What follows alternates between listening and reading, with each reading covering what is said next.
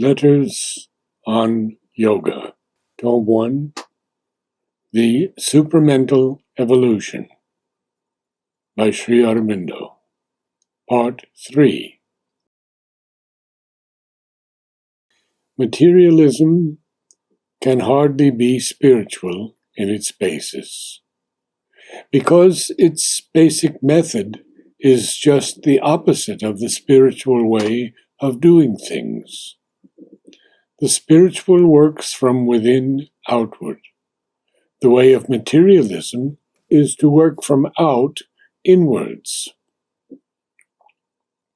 It makes the inner a result of the outer, fundamentally a phenomenon of matter, and it works upon that view of things.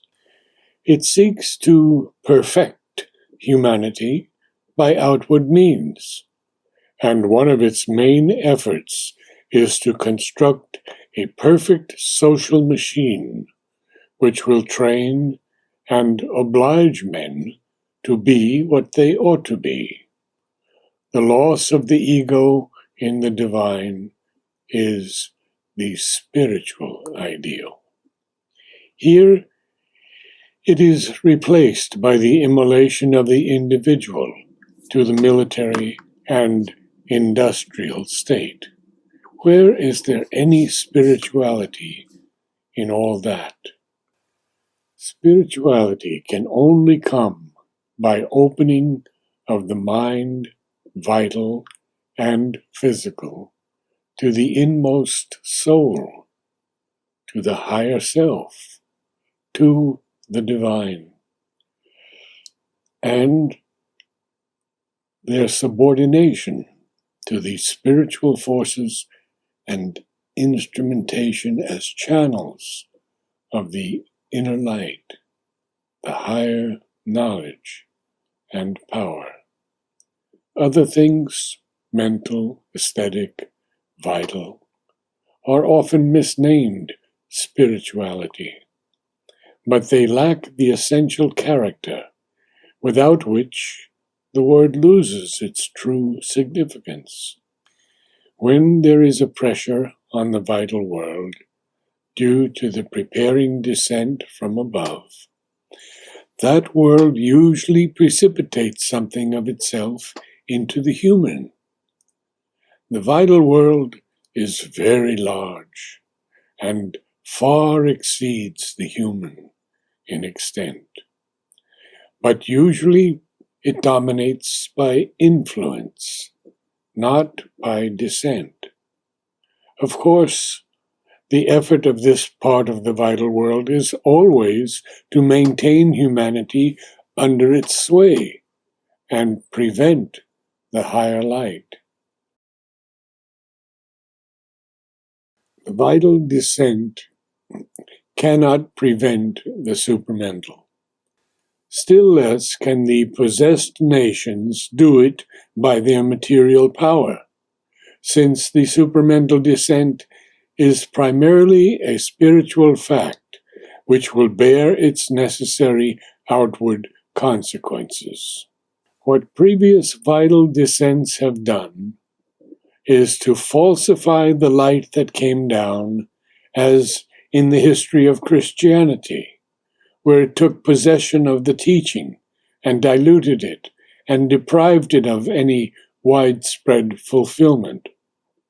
But the supermind is, by definition, a light that cannot be distorted if it comes in its own right and by its own presence.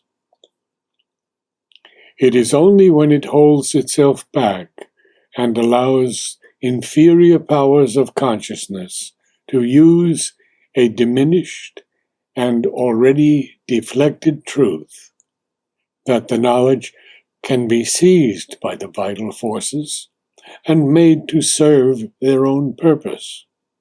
All that you say only amounts on the general issue to the fact that this is a world of slow evolution, in which man has emerged out of the beast, and is still not out of it, light out of darkness, and a higher consciousness out of first a dead and then a struggling and troubled unconsciousness.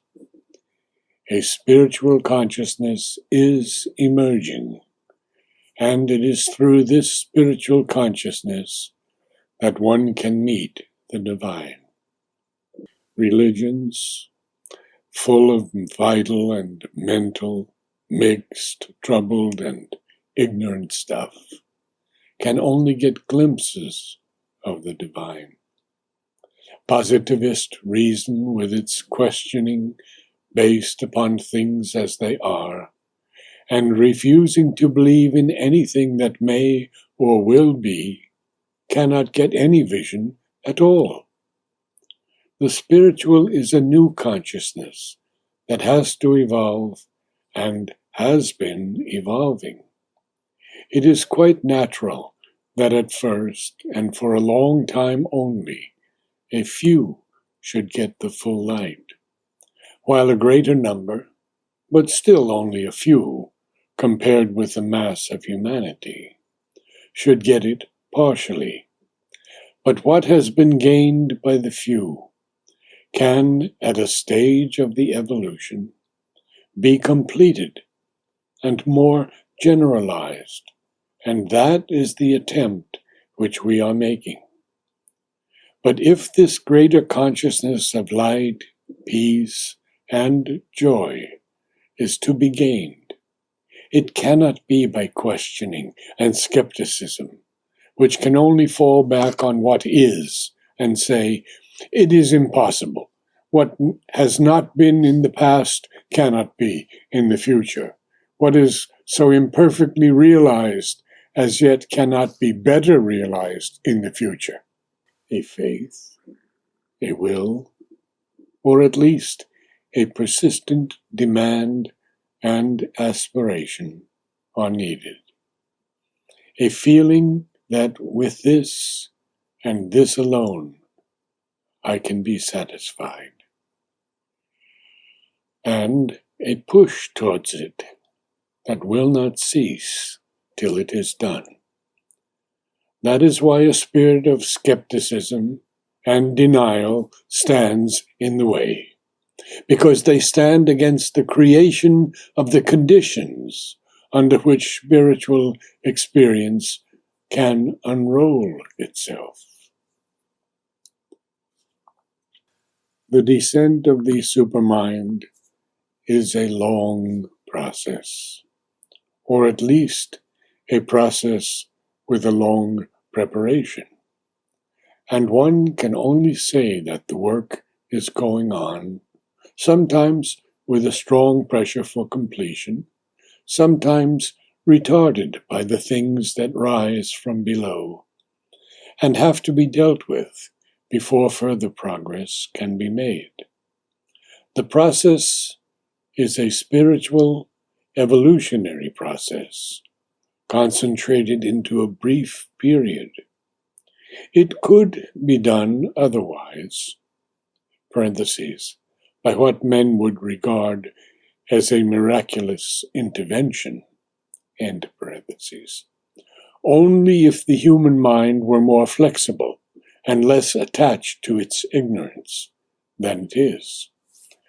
As we envisage it, it must manifest in a few first, and then spread.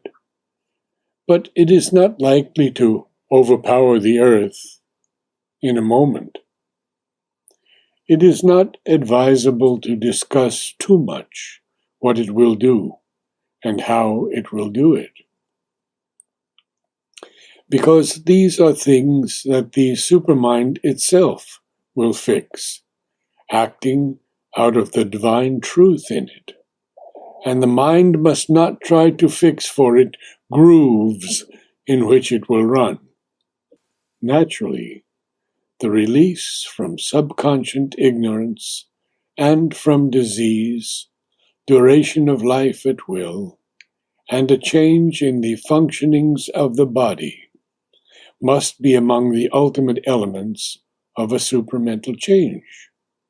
But the details of these things must be left for the supramental energy to work out according to the truth of its own nature.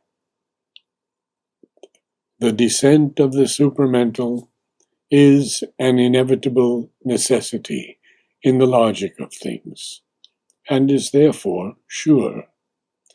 It is because people do not understand what the supermind is, or realize the significance of the emergence of consciousness in a world of inconscient matter, that they are unable to realize this inevitability. I suppose a matter-of-fact observer, if there had been one at the time of the unrelieved reign of inanimate matter in the earth's beginning, would have criticized any promise of the emergence of life in a world of dead earth and rock and mineral as an absurdity and a chimera. So too, afterwards, he would have repeated this mistake and regarded the emergence of thought and reason in an animal world as an absurdity and a chimera. It is the same now with the appearance of supermind in the stumbling mentality of this world of human consciousness and its reasoning ignorance.